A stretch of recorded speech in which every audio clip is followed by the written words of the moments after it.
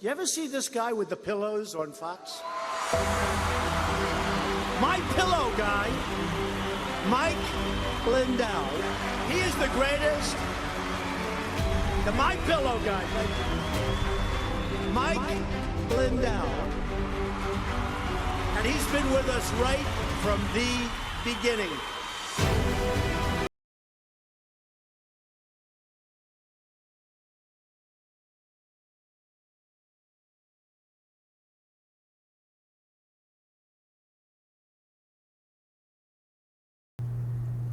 Good Wednesday afternoon, America. Thanks for joining us today on the Mike Lindell Show. I'm Vanessa Broussard. We are following breaking news right now out of Virginia. Police and SWAT are responding to an armed gunman at the CIA headquarters just hours after the JFK files were released. Police haven't released any details on what kind of security situation is taking place at the federal building.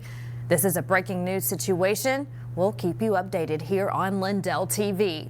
More than 60 years after the assassination of President John F. Kennedy, all of the records are now released to the public. The long-awaited files, tens of thousands of them.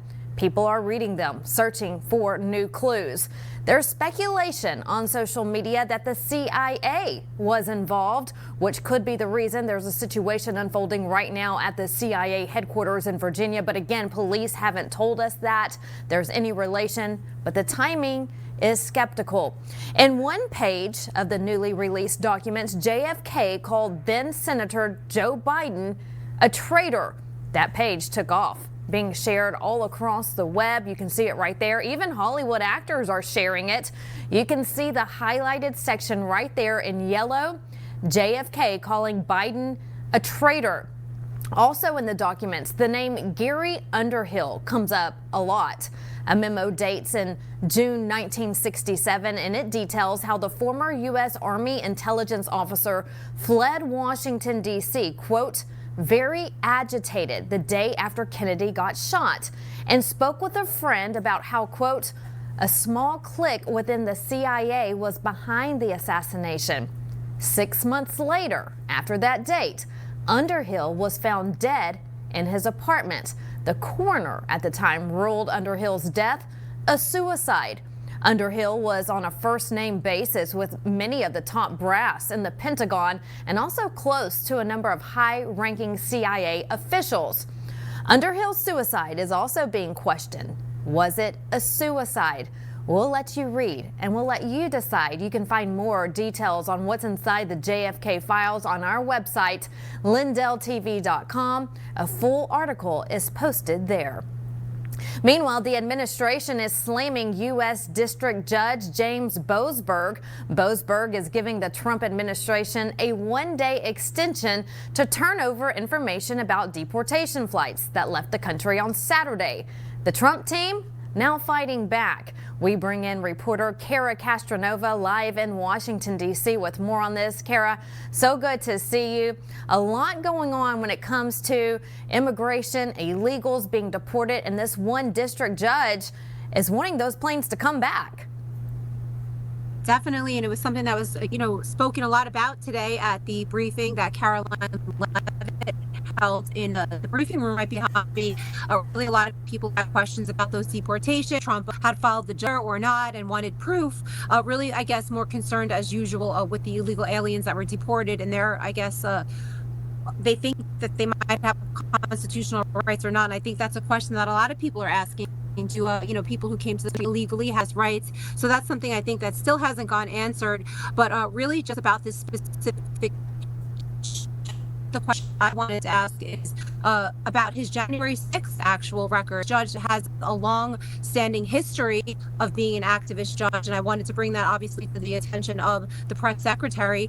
So I was hoping to do that, and I hopefully had a chance and an opportunity to do that, because it would be difficult, I think, to impeach him for being an activist judge, because there's political differences. I think something really easy on would be his record on January 6th and the weaponization, and how he allowed Merrick Garland's DOJ to really go against President Trump after his supporters, after so many people, on January 6th that were just peacefully protesting. He left in the DC courts, and this is the very same judge now that is really acting as an activist judge from the bench. So I think there's more low-hanging really comes to exposing this judge for what he is.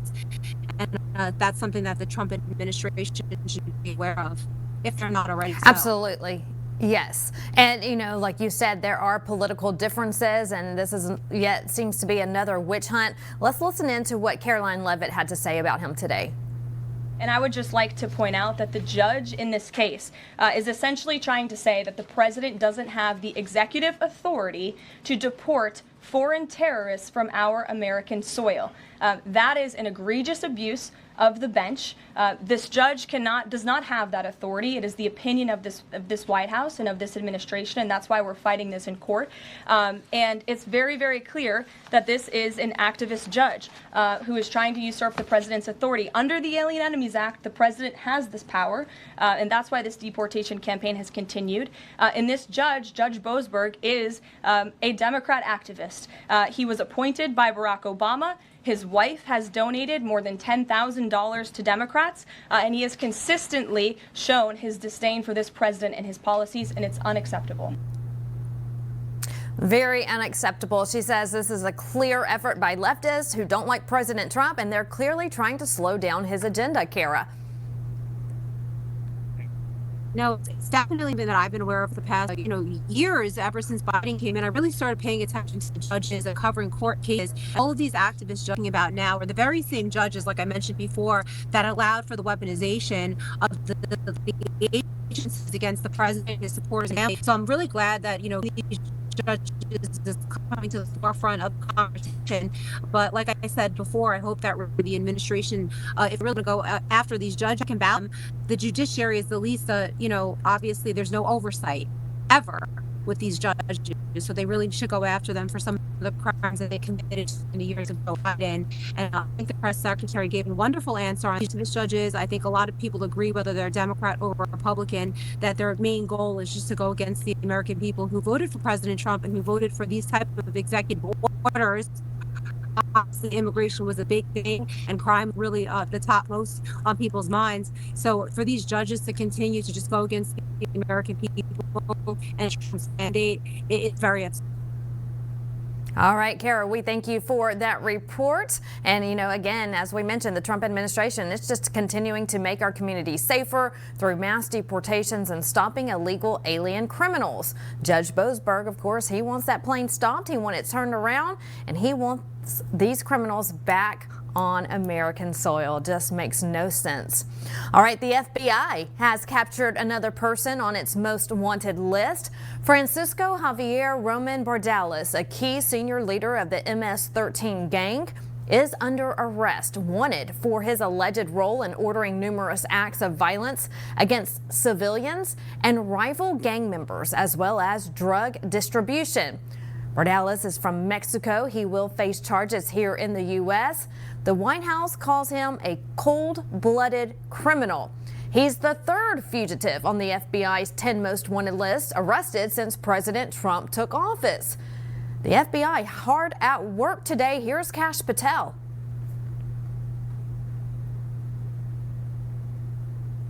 But right here in Virginia, or across the river in Virginia, the FBI stood up an interagency task force at our Manassas office, and in just... Hi, everyone. I'm Kash Patel, and I'm deeply honored to be your new FBI director, number 9. I've spent my entire career in public service, but now I'm excited to join you in the trenches. During my first week on the job, I've started getting up to speed on our current investigations. I had some understanding of the extraordinary work the FBI does to keep the American people safe, of just how much we're responsible for. But with every passing day, my appreciation for your expertise and your capabilities grows. I've met with our headquarters leadership team, interagency partners, and even the FBI Agents Association and the Society of Former Special Agents. I've also held my first civets with the SACs around the country. Because to effectively lead our organization, I need to get to know you. While I'm in this seat, I will fight for you every single day. I will take all of the criticism. I will advocate for what we need to accomplish our mission, the tools and the funding, all of it. Together, we're going to ensure the American people trust the FBI. We're going to be fully committed to constitutional due process, transparency, and aggressive congressional oversight. We're We're going to continue creating an expansive relationship with our heroic state, local, and tribal law enforcement partners. We're going to focus on getting as many personnel as possible out to the field. And we're going to get back to the basics: rigorous obedience to the Constitution, accountability, fairness, and the rule of law. Our priorities will be simple: crushing violent crime, defending our national security, and relentlessly holding ourselves accountable to the highest standards. Every day, you, the 38,000 guardians of justice, courageously form the front line in the nation's fight against our adversaries. Over the coming days and weeks, I look forward to shaking your hands and working together to protect the American people. Thank you. Let's get to it. And remember, put the mission first. And as you know, Dan Bongino started his job this week as Deputy Director of the FBI with Attorney General Pam Bondi at the helm. Expect more arrests and a very secure border. Just one day after speaking to President Putin for nearly 2 hours on the phone, President Trump spent today on the phone with Vladimir Zelensky of Ukraine. Here's his statement after that phone call. President Trump says, quote, "We just completed a very good telephone call with President Zelensky of Ukraine. It lasted approximately 1 hour. Much of the discussion was based on the call made yesterday with President Putin in order to align both Russia and Ukraine in terms of their requests and needs. We are very much on track, and I will ask Secretary of State Marco Rubio and National Security Advisor Michael Waltz to give an accurate description of the points discussed. Their statement will be put out shortly." Well, here's what the White House press secretary had to say. Since you brought up the judges, I would like to point out that the judges in this country are acting erroneously. We have judges. The leaders agreed Ukraine and America will continue working together to bring about a real end to the war, and that lasting peace under President Trump's leadership can be achieved. President Trump fully briefed President Zelensky on his conversation with Putin and the key issues discussed. They reviewed the situation in Kursk and agreed to share information closely between their defense staffs as the battlefield situation evolved. President Zelensky asked for additional air defense systems to protect his civilians, particularly Patriot missile systems, and President Trump agreed to work with him to find what was available, particularly in Europe. The two leaders also agreed on a partial ceasefire against energy. Technical teams will meet in Saudi Arabia in the coming days to discuss broadening the ceasefire to the Black Sea on the way to a full ceasefire. They agreed this could be the first step toward the full end of the war and ensuring security. President Zelensky was grateful for the president's leadership in this effort and reiterated his willingness to adopt a full ceasefire, who are acting as partisan activists from the bench. President Trump, Zelensky, and Putin are working together on that ceasefire deal. All are in agreement that the conflict needs to end.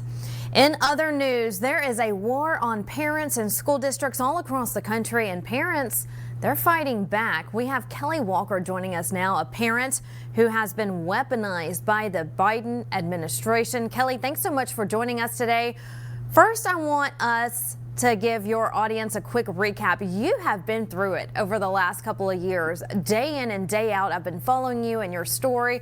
Let's tell our audience all of the issues you've faced over the last few years. Vanessa, it's great to see you, and thanks for having me on. And really, all of this started in 2021. My family had opened a coffee shop in Tucson, Arizona, in the Vail area of Tucson. And we started pretty quickly getting attacked because we had an American flag in our window, because we were a conservative business. That led to being harassed, doxxed, mainly because Pima County, even though we had passed all our COVID inspections, fraudulently listed us on their website as non-compliant. So this brought a flood of fake reviews, death threats, all sorts of things. That was the first arrest that got dismissed.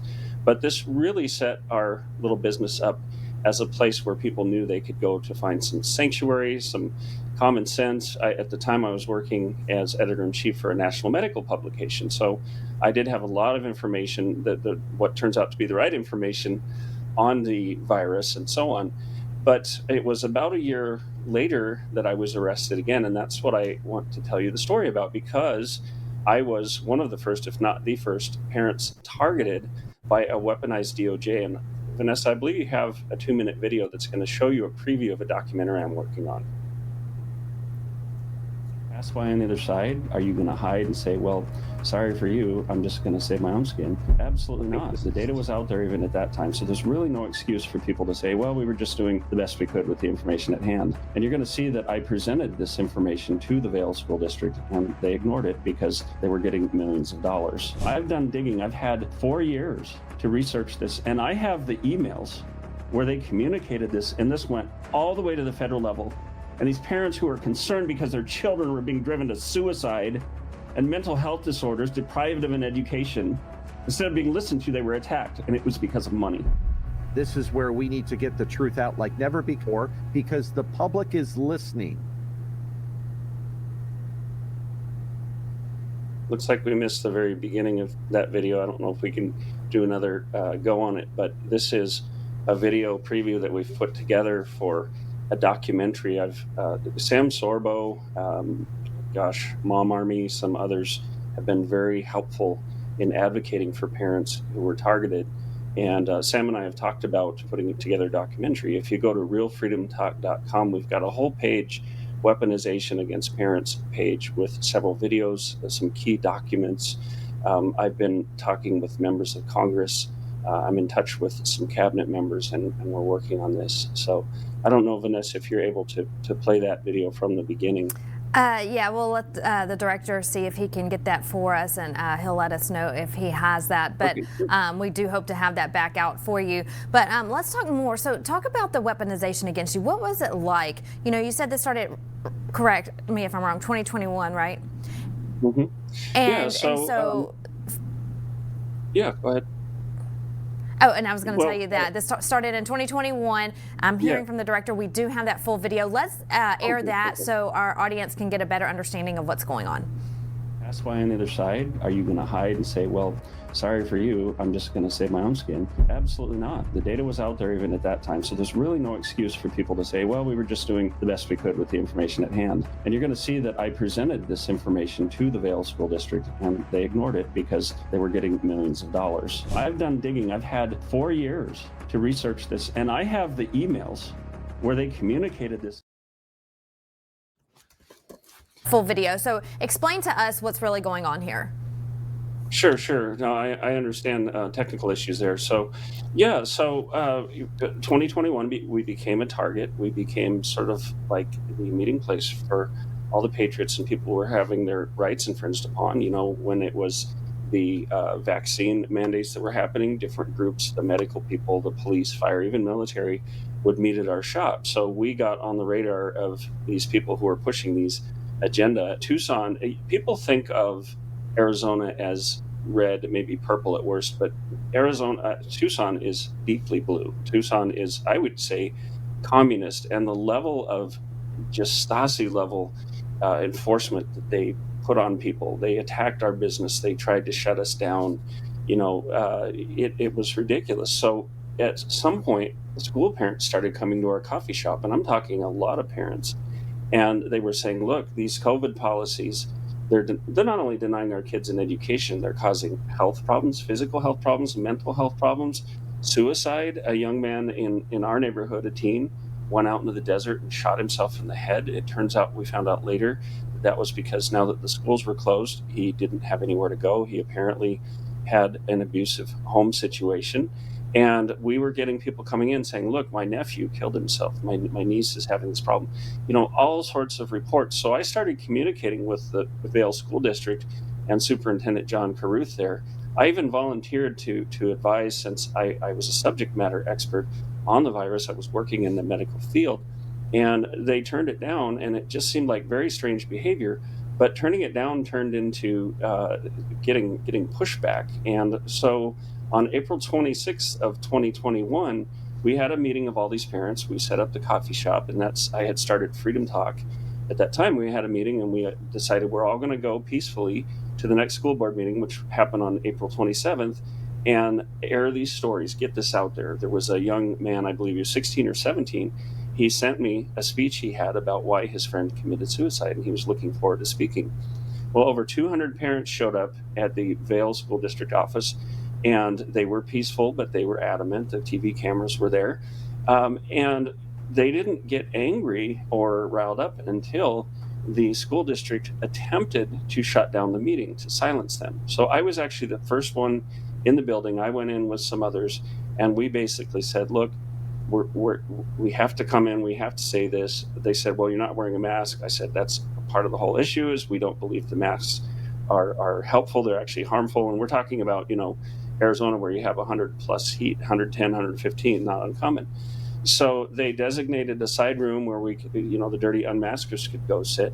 And then they attempted to shut down the meeting. And this is when the parents got angry. So those of us who were in the building stood our ground and said, these people have to speak. They need to have a right to speak. So eventually the parents started to let parents in. And that's when I left the building with those first people, because we thought, well, we want this to be their moment. But the way this was portrayed by John Carruth and the school district afterwards was as if these parents had been violent and hostile. And not only would they not listen to these stories, like the young teen boy wasn't able to tell his story, from what I understand, Carruth and some others went out and started demonizing the parents. They went out to the media and called them violent and hostile and extremists, went out and got a bunch of people. So then they went to phone meetings after that. They got a bunch of people to come in and say how wonderful they are. And they were not only ignoring the situation, they were demonizing the parents. Well, it turns out, because I've studied all of this, that they were getting millions of dollars from the CDC, almost $5 million in 1 year, and they wanted to protect that. So they wanted to keep imposing these just horrendous policies on the kids, even though kids were dying. And the data was out there, the statistics were out there. So that was where it started, but I ended up getting arrested again in September of 2021 because I sat in a school meeting with a father whose son had been forced to put on a mask. He took it off, and he threw it in the nurse's trash. She made him fish it out of the trash and put it back on. So there was this just not only ignoring of the problem, but persecuting parents. There's a whole story behind this. Yeah, and that's really sad. It goes back all the way back to the COVID days. But here we are now, and is it anything better? Are you seeing any type of changes? Well, what happened, Vanessa, was we experienced all of this, and then we saw all over the country people standing up to the school boards.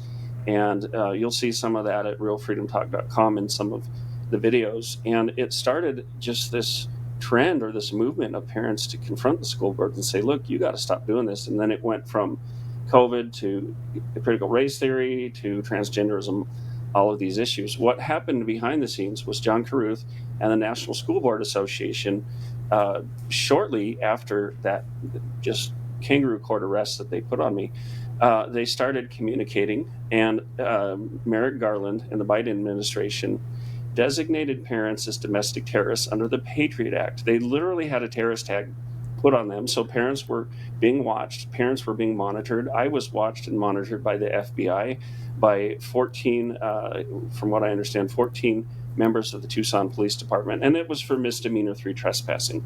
The worldwide media said, accused me of things that, had I done those things, I would have been facing felonies. I would be in prison right now. But it was misdemeanor 3 trespassing, which was little more than a parking ticket. Yet the theatrics involved in this made it look as if these parents were absolute fiends, absolutely crazy, violent people. They weren't. They were desperate because their kids were dying and the school districts were taking money for it. So since that time, I went through 3 days of court, got sentenced to 100 days in jail, $10,000 in fines, which they illegally took out of our Tucson home sale. And I decided, instead of appealing, I'm going to appeal to Congress. So I contacted members of Congress. Jim Jordan invited me to Washington, D.C. He put a team of staff to look into the evidence that we have. I've been working with Representatives Eli Crane, Andy Biggs, Andy Ogles, Paul Gosar, and others. And I'm looking forward to talking to Senator Josh Hawley.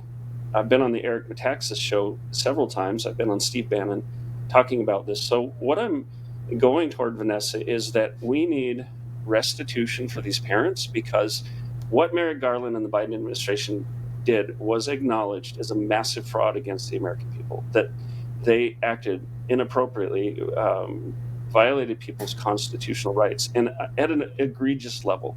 And that was admitted to, but nothing's been done so far. So I was glad to see that there was some justice done. There was a pardon by President Trump for the J6 hostages. The people who, a lot of those people didn't do anything. They were just there. But what hasn't been on the radar as much right now is what was done to these school parents, including my family. And in this fight, we've lost our savings, we've lost our house.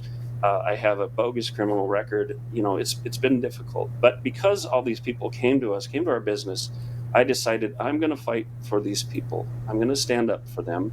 So I've put a lot of work, time, effort, and travel into this. If anybody'd like to donate to help me travel, because I need to go back up to Washington, D.C., you can visit givesendgo.com/freedom talk. So the only way it's getting better, Vanessa, to answer your question, is because we're working to make it better.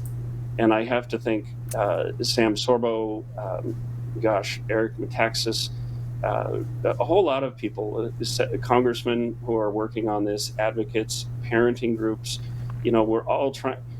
I realize that there are so many issues right now. Just watching the news you're reporting right before this, there are a whole lot of issues, but we cannot leave these parents behind, because Jennifer Mahuta, for example, in Sahuarita, Arizona, she was arrested for the horrible crime of not wanting to leave the office until they gave her documented reasons why they were quarantining her healthy daughter. And you have the right to do that. You have the right to this information. Instead of giving her the information, the police showed up, they arrested Jennifer, her husband, and their 16-year-old daughter, handcuffed all of them, took them down to the police station. Jennifer, who had no priors, she's a children's book author, for Pete's sake, school mom, sentenced to 5 days in county prison to make an example of her, to warn others, you don't question the establishment. So she went to prison. It was a horrendous experience for her. I had a son who worked in corrections, and the things you see in there can scar you. They ended up moving for work, but even after serving that prison sentence, she had a warrant on her arrest. And the reason why, Vanessa, was because she refused to write a letter of apology. And this kind of thing, we can't let these people get away with this. So I'm pursuing them. Other people are joining the fight. The great thing about my own situation is we have every single second of the incident that I was arrested for and 2 other fathers were arrested for on video. I have all the documentation. I've got FOIA documents. And we have finally our government working with us to bring true justice and to bring some restitution for people. The government owes these people the life, liberty, and happiness that was stolen from them before the government was weaponized against them. It is my hope and ardent desire that President Trump can step up and do that, issue an executive order. I'm not going to say who, but there's a congressman who has been communicating with Trump's office, and that we also take care of these parents as basically casualties of war, because the government went to war with parents. Yeah, and Kelly, it's so crazy to me, because hearing your story and then other parents' story, of different things going on, there's just this, or has been, not recently with the Trump administration and President Trump now back in office, but there was just this war against parents. Like, it's almost like the government was telling you how to parent, and these are your kids. You want what's best for your kids. You should decide what your kids are doing when they're minors, not the government. And so you've been in this fight for so long. Other parents have as well.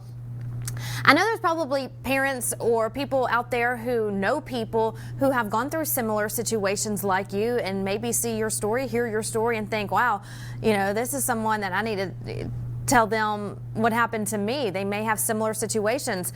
How can parents get in touch with you, Kelly, to get in on this fight? Probably the easiest way is to go to realfreedomtalk.com, and you can go to the contact page and contact me there. You could also email to, realfreedomtalk@gmail.com. That's an email that I have set up specifically for this. But reach out to me, get in touch, tell me your story. I will relate this to people who are working on it. I'll share it. I very much right now want to talk with Senator Josh Hawley. There's actually a book signing event and a dinner that Senator Hawley is having with Eric Metaxas down in Palm Beach on Friday. If I had the finances, I'd be down there. And Eric's been great. He's been a real proponent of this, fighting for the parents. But I will get to talk to him. The great thing about Senator Hawley is that during Kash Patel's confirmation hearings, Hawley pressed him on the issue and said, "Are you going to investigate this weaponization against parents?" And Kash Patel said, "Yes, he will." So I definitely have contact with Kash Patel. I have contact with other cabinet members, and I'm just a regular citizen, but I worked very, very hard to make these connections, very, very hard to travel, to speak out on behalf of people. And I can tell you firsthand, we've been through hell for this as a family, and we moved eventually to Tennessee. And for quite some time, for months, somebody might pull up in front of the house and my wife would have a panic attack because, like, you're sitting there on a Sunday night in Tucson and 5 Tucson police officers pull up to your house and want to arrest you when you're having a movie night with your kids. You know, a lot of people are getting swatted right now. They didn't break down our door, but still, you know, being accosted at your home and treated very, very differently than you normally would, because misdemeanor through trespassing, normally you might get a ticket, you show up in traffic court, maybe get a small fine. You know, to be treated in this manner, it was done because they wanted to shut me up. It was done because I was revealing the fact that they were accepting blood money. They were taking money from the CDC and not only ignoring youth suicide and all the problems, which you can see, it's all there on my website. You can look at COVID youth suicides on the search engines. They did all of this to protect their money, and that is an obscene thing, and we cannot let this stand. Absolutely not. And, you know, it's just another way that they were trying to control you, to silence you. And I know our viewers know this all too well, because Lindell TV, look who they're trying to silence every single day is Mr. Mike Lindell. And so they get it. They know, the people know. And we lived through it for 4 years of the government trying to control us, and I hate that you had to go through all this, still continuing to fight. We back you 100%. Where do you go from here? Well, as you know, I've worked for Mike. I've traveled with Mike, and I know Mike's been through a tremendous amount. I know he's also very sympathetic to this issue. We've had some good conversations. Where you can go is to just everything's at realfreedomtalk.com. I know we're all kind of donated out, but if anybody wants to go to givesendgo.com/freedomtalk, I'll use 100% of those funds for travel, for production of a documentary. I've done all of this on my own dime, which I haven't had a lot of dimes around, but, you know, through persistence and tenacity, that's what this country is all about. It's about citizens standing up and saying, enough, you're infringing on my natural rights. You're violating the Constitution, and we're not going to put up with it. So I think we finally have a president that actually is for the people. He's not going to war against us. He's going to come alongside and say, look, I'm the highest office in the land, but I'm also the highest servant in the land. And so far, so good with President Trump. I'm really thankful for how he's helped the J6ers. We even took a little boy into our house, into our family, while his mother served a prison term for J6 for simply walking around. So go to realfreedomtalk.com, and thank you so much, Vanessa, for your time today. Yes, and I'm so glad you brought that up, because I remember now you telling me that story. You actually housed a little boy that was, you know, the son of a J6er. Please tell me that J6er is out and reunited with their son. She is, yeah, and I can stay on as long as you'd like here. Just give me a 30-second warning or something. We have about 4 more minutes. Okay, so let's do it then. Felicia Conold actually had her baby shower. Somebody contacted me when we had the coffee shop, and this was back in, I want to say 2021. And it's where I met Grant Stinchfield, because this guy showed up, and I thought, man, this guy's really opinionated. I didn't know who he was, but we've ended up being very good friends since. But she had her baby shower there. There were FBI agents in there. They didn't identify themselves as such, but it's so obvious they're not very good at it. And, you know, flash forward to, gosh, I think it was last year, right about the time I was starting to do some work for Mike, as a matter of fact, on election integrity. Felicia contacted us, my wife, and she kept in touch. And she said, I'm going out to Washington, D.C. for my sentencing hearing. I don't know what I'm going to do with Henry. There's a great story on this, by the way, on realfreedomtalk.com. And without a pause, my wife said, we're going to step in, we're going to help you. So she ended up flying back to Tucson from Tennessee, signed over power of attorney, and then Felicia drove out and passed through Tennessee on our way to Washington, D.C. And we took in Henry, and originally we thought it could be 4 years. I mean, with our kids, you know, our tribe grew, and we thought, well, we're going to be raising Henry till he's about 6 years old. And fortunately, the judge showed some clemency when she read a letter about how much she loved her child. And it ended up being 2 months. But in the meantime, this is funny, and I think Mike will get a kick out of this. I don't know if he knows this, but I traveled up to Wisconsin for the Robin Voss recall to work on that. And I had just started for Mike. And here we are with our 3 little kids in a single hotel room. And there's Henry, very energetic, very noisy, but lovely little 2-year-old boy. Oh, there it is. Yeah, thanks, producer. That's great. How it's cute. Such a fantastic story. It really Pardon? is. It really is. I mean, heart of gold, your entire family taking this little boy in, saving Henry. Too cute. Yeah. So a happy ending to that story as well, Kelly. Yeah, absolutely. And it's very cute because Henry loves his mom. He knows who his mom is, but he also started calling my wife mom, and Felicia showed him a picture the other day, and she sent us a little video, and he said, "That's mommy," and it was just so sweet. You know, it's difficult taking in a toddler when you've been out of the toddler with kids for a while. I have 5 kids total, two that are grown up, but and I won't say it was easy, but I'm really glad we did it. And had he not come with us, he might have been taken by the state. He might have been taken by Child Protective Services. So. Well, anyway, you're an angel on earth, so is your wife. Well, thank you.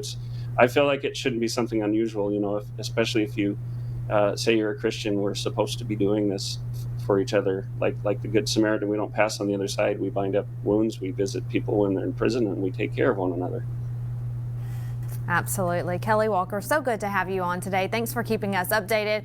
Keep putting up the good fight. Again, we support you 100%. If you need anything, let us know, and we'll check in with you down the road and make sure everything's going well. And hopefully you'll have a success story on that fight, on that end as well. Great. Thank you, Vanessa. And I'm a friend to Mike and to Lindell TV and you, of course. So thanks for your good work. Thank you. And we'll see you soon.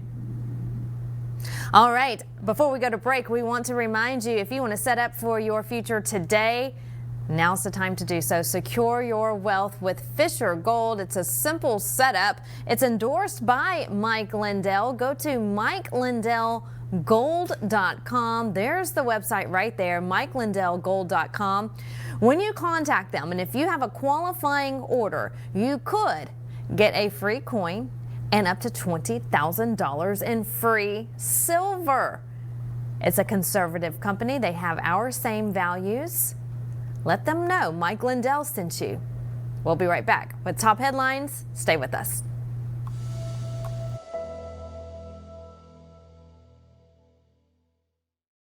You're still looking good. I'm still feeling good. You know, I've got all your MyPillow products. Mattress topper, bed sheets, MyPillows, towels, slippers, blankets. I'm interrupting this commercial to do something I've never done before. Get 2 MyPillows absolutely free on orders of $100 or more. I can't do this forever, so get on board with this great sale today. Our best-selling 6-piece bath towel sets or kitchen towel sets, just $29.98. Our famous standard MyPillows only $14.98. Queens $18.98. King size only $1 more. Body pillows $29.98. Multi-use MyPillow 2.0s with pillowcase $9.98. Save $40 on our Spring Percale and Giza Dream bedsheet sets. Any size, any color. So go to MyPillow.com or call that number on your screen. Use your promo code to save up to 80% on all MyPillow products. And when you spend $100 or more, get 2 standard MyPillows absolutely free.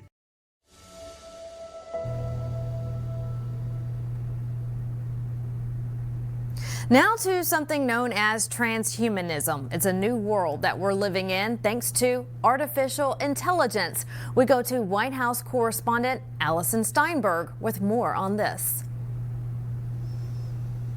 In 10 years, how is life going to be different because of AI for just a normal person? Well, 10 years is a long time. In 10 years, probably AI could do anything better than a human can, cognitively. Probably almost, I think in 10 years, based on the current rate of improvement, AI will be smarter than the smartest human. Technology. We've come a long way in a short amount of time. Still accessible in my earliest memories are the days of turning on the giant desktop tower that engulfed nearly the entire desk, the unforgettable sound of the dial-up tone that was so painfully slow it hurt, and of course, my parents yelling at me for tying up the phone line so I could check instant messenger and illegally download music on LimeWire. What once seemed like a nuisance now harkens back to an era that was undoubtedly more lighthearted and carefree. A time when you didn't have to worry about being connected to a computer at all hours of the day, or better yet, didn't have to worry about computers being connected to you. But sadly, now we find ourselves encroaching into the terrifying reality of artificial intelligence, and therefore a world that will soon become completely unrecognizable. We're watching this all unfold right now, but what I find most disheartening is the complete lack of awareness and understanding the majority of people hold as to where exactly we're headed. For the time being, one could argue AI is being used for good. Some use it as a search engine. Many have AI-powered gadgets in their home to play music and provide information. We're even seeing AI being implemented and utilized within our own government, courtesy of Elon Musk and Doge, to reduce waste, fraud, and abuse. And while that may seem positive now, would it be far-fetched to consider the possibility that we are currently being primed to soon accept the reality that robots will inevitably replace humans? What if government jobs are being eliminated not just to reduce the bureaucratic bloat, but to normalize the transhuman takeover in all aspects of society, including the private and corporate jobs that Americans hold so dear? I mean, let's face it, the federal government sets the standard for the private industry. This was true with the DEI mess. This has been true with the Family Medical Leave Act and a variety of other employee-related measures that were first implemented by the federal government. But this isn't so much speculation as it is fact, because now Elon Musk is outright telling you it's going to happen. Robots are going to take your jobs. Smarter than any person. How many jobs go away because of that? And what do people do if you've got millions of people that are losing their jobs? Like that, a lot of people are understandably freaked out about that. Well, goods and services will become as close to free. So it's not as though people will be wanting in terms of goods and services. So why is that? Why are goods and services free in an AI world, or close to free? Well, you have, I don't know, call it tens of billions of robots. That they will make you anything or provide any service you want for basically next to nothing. Goods and services close to free? Well, that sounds awfully reminiscent of a universal basic income social credit system, if you ask me. And you know what that means. We're soon to find ourselves in a cashless society that requires a mark to buy and sell goods. The Bible starkly warns of exactly this in Revelation 13. Moreover, what happened to conservatives who used to warn that this would soon become our reality? You know, it wasn't long ago when so many on the right were rightfully skeptical of Musk and his potentially nefarious intentions. Has that just completely gone out the window since he's now platforming and paying out many of the voices that once stood for truth? Or does Conservative Inc. actually believe that we're no longer at risk of an Orwellian digital surveillance state? Let's not forget, it is Elon Musk who talks openly about chipping our brains. In a lot of ways, it's kind of like a Fitbit in your skull with tiny wires. We feel confident about getting the link procedure, the installation of a link, done in under an hour. So you can basically go in the morning and leave the hospital in the afternoon. And it can be done without general anesthesia. You know, it's also time to really start sounding the alarm when Hollywood begins to normalize and glorify the demise of humanity. You may have seen the disturbing collaboration with Tesla and Kim Kardashian, where she's provocatively posing with a Cybertruck and Optimus, the humanoid robot. Now combine that with what Putin has already correctly warned of, that AI comes with the colossal opportunity, but also threats that are difficult to predict. Whoever becomes the leader in this sphere will become the ruler of the world. And he's correct, as we're now hearing about the early stages of military drone development in which AI will play a key role. Like a swarm of bees or a school of fish, tiny robot insects could swarm and strike whatever their target may be. They'll continue to get smaller and faster and more powerful, and there will be no going back. This is the future of warfare. Along with that, the AI swarm technology will also soon be used with bug-sized robots that will rapidly perform precise pollination. Or better yet, be used to deliver drugs and vaccines directly into the body. We already heard President Trump announce on his second day in office his $500 billion AI program, Stargate, which will use AI to detect illnesses and customize mRNA vaccines in response. It's not too much of a stretch to conclude that what we're on the precipice of is a Terminator-style, full-scale, tyrannical Skynet system, if what is being created falls into the wrong hands. Let's pause and think for a moment. Why do we want technocrats taking over our lives? I mean, do we really believe people like Larry Ellison and Sam Altman and, yes, even Elon Musk truly have our best interests at heart? Or are they just perhaps pushing an agenda that's dressed up and disguised as something good for humanity that ultimately only ends up benefiting them? I think it's far past time we awaken from the slumber that has so easily been adopted by so many on the right. While we allow the current administration to empower those who are quite literally administering the building blocks of an AI-based future, we must also realize that we, with our complicity, are empowering a very own prison planet, our very own digital prison. And yet, instead of spending all of our resources to fight against the complete and utter destruction of life and humanity as we know it on a global scale, we unfortunately appear to be embracing it with open arms. 80 to 90% full, meaning like 80% likely will have extreme prosperity for all. Now, I guess my view, we're in a race to win AI. We're in a race with China. And my view is if they're going to be killer robots, I'd rather they be American killer robots than Chinese. This is why we can't rely on man to save us. Psalms 118:8 says, "It's better to take refuge in the Lord than to trust humans." Don't put your trust in man, only put your trust in our Heavenly Father. Our time here on earth may be dark, but thankfully for those who know Jesus, eternity is so bright. So unite yourselves with him if you haven't already. Maranatha, Jesus, come quickly. Reporting for Lindell TV, I'm Allison Steinberg.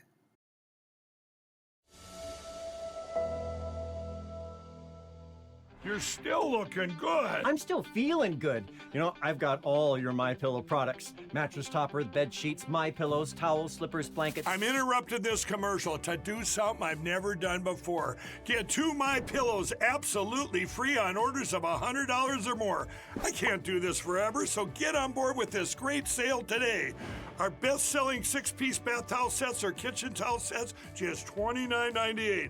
Our famous standard MyPillows only $14.98. Queens $18.98. King size only $1 more. Body pillows $29.98.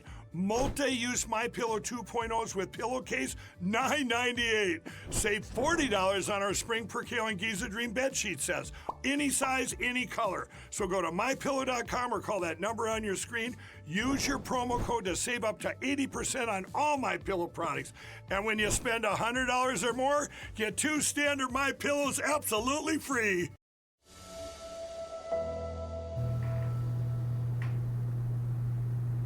Welcome back to the Mike Lindell Show. I'm Vanessa Broussard. We have great news for babies and parents out there.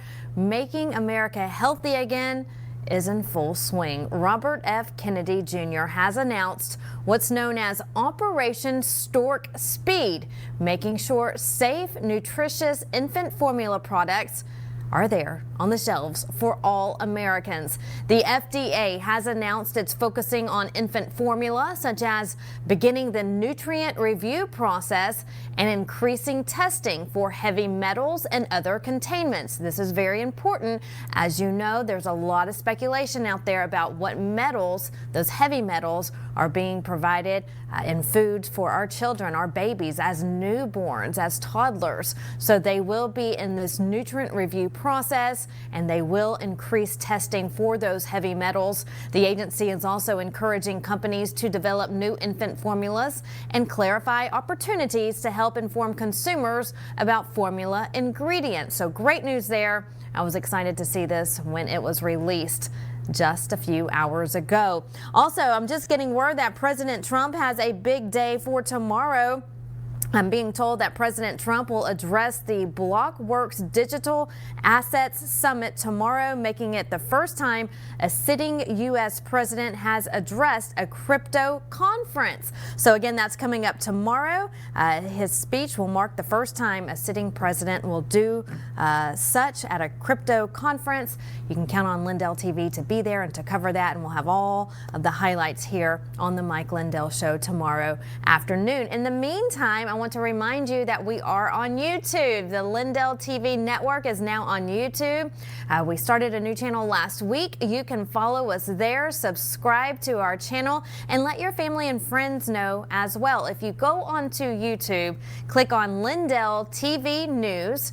It's another source where you can get all the news right on your phone, your computer as well. Again, tell your friends, tell your family, tell your coworkers. Also tell them about us online. Our website is updating as we continue to grow. You can get the latest news and headlines at lindelltv.com. That's lindelltv.com. We mentioned it earlier when we were talking about the JFK files, that there is a full article of what has been released. Some of the highlights, the bullet points, the main takeaways from the JFK files can be found in an article on our website. That's lindelltv.com. So if you're wanting to know what's exactly in those files, we have the article pulled up right there.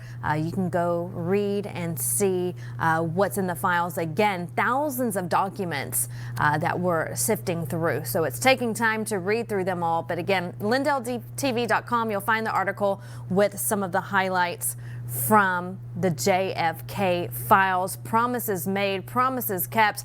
That was really big for President Trump to ensure that the JFK files were released. He made that promise on the campaign trail to all of America. It's been 60 years since JFK was assassinated. 60 years later, we have a president who says, I want to be transparent with the American people. And he has put those files out in its entirety. No retractions, no redactions, all clear. Every document that was on file is now public. So we thank President Trump for that. And again, you can stick with Lindell TV on our website and right here on air as well as we continue to sift through those thousands and thousands of documents that have just been released. That's all the time we have for today. We leave you with Americans thanking President Trump for making America great again. Enjoy this video and have a great evening. Dear President Trump. Dear President Trump. Dear President Trump. Dear President. President Trump. Mr. President. I would like to thank President Trump because if it wasn't for him, I wouldn't be here today. To President Trump, I just want to thank you for taking the steps to protect vulnerable children like my daughter. And on behalf of all parents, I want to thank you for giving us hope. President Trump, thank you for what you've done for America. Thank you for putting America first and doing the things that you promised to continue to ensure the manufacturing vibrancy of the steel industry. Thank you, President Trump, for giving me this opportunity to be a light for foster care community and the adoption community. We thank you for saving our jobs. I have my job back because of you. Genuinely, it means the absolute world to me and every other female athlete and just female in general, because you have just absolutely been a champion and stood up for us and fought for us and have listened to us.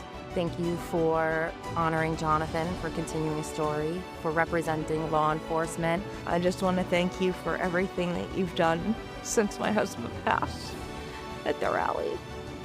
You've been so wonderful to my family, and I'm so grateful.